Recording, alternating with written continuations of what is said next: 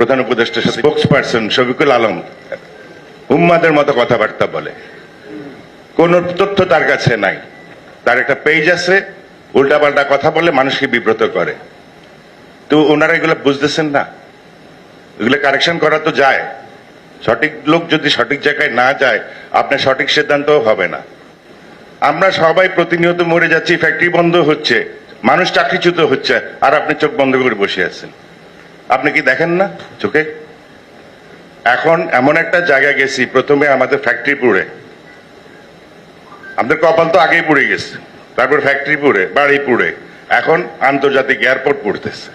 বহির্বিশ্বে ফাইসাল সামাদ বলেছে tangible intangible ক্ষতি, ইনট্যাঞ্জেবল ক্ষতিটা আরো অনেক বেশি, যেটা আপনি খালি চোখে দেখবেন না। আপনি তখন গুনতেছেন কত টাকা এখানে লস হয়েছে। বহির্বিশ্বে ভাবমূর্তি আমাদের টোটালি শেষ হয়ে গেছে।